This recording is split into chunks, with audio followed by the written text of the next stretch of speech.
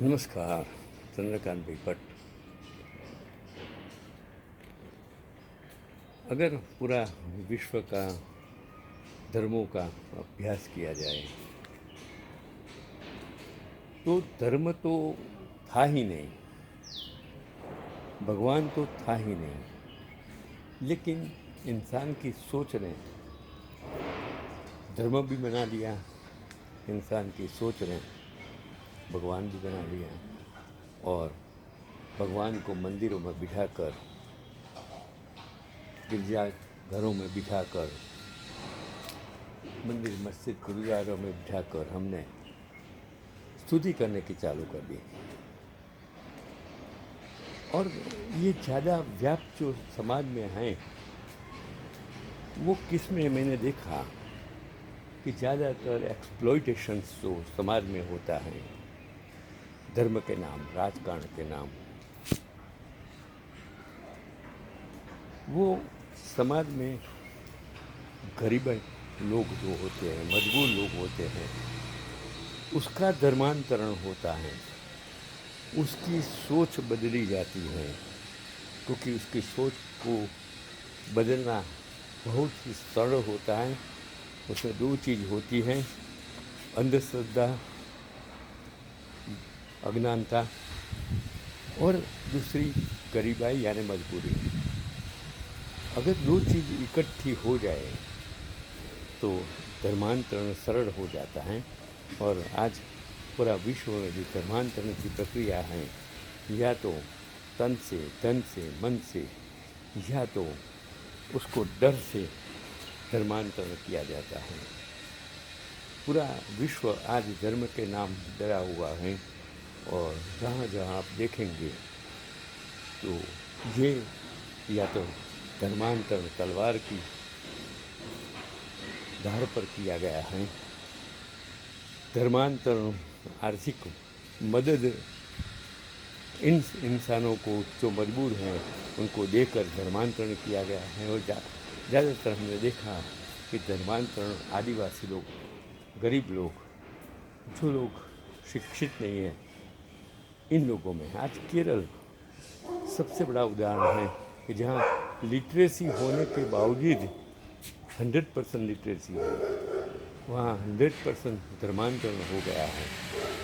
तो उसका रूट, उसका कारण क्या है, उस तक हमें जाने की ज़रूरत है। एक धर्म में से दूसरे धर्म का जन्म होता है, क्योंकि अगर इस एक धर्म में जो कुरिवाज, अंधश्रद्धा, जो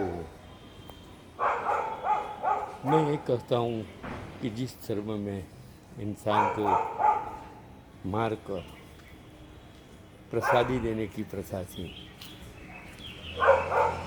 जो मदिरा पान करने की प्रथा थी, उसमें से अहिंसा के नाम जैन धर्म, क्रिश्चियन धर्म, बुद्ध धर्म, ये सब पैदा हुए।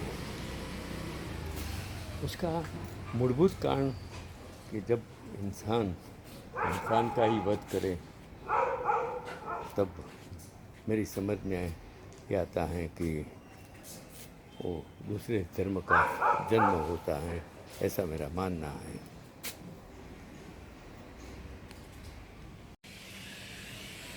हर धर्म का मूलभूत सिद्धांत है अहिंसा परमो धर्म।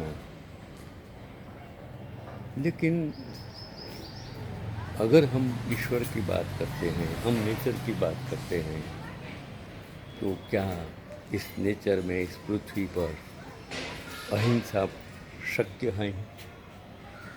क्योंकि अगर जो वाइल्ड लाइफ है वो भगवान ने ही बनाया हो, तो वाइल्ड लाइफ सिर्फ वो जीवित प्राणी पक्षी पर निर्भर है।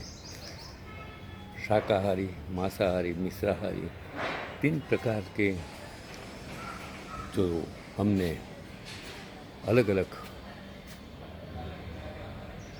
जो शाकाहारी हैं वो मांसाहारी खाना नहीं खा सकते, मांसाहारी शाकाहारी खाना नहीं खा सकते, मिश्राहारी दोनों खा सकते हैं।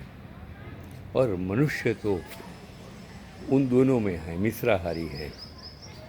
लेकिन अगर आप मनुष्य हैं तो आप प्राणी की तरह हिंसा करके जी नहीं सकते। आज हजारों लाखों टन प्राणी उसकी कत्ल होती हैं।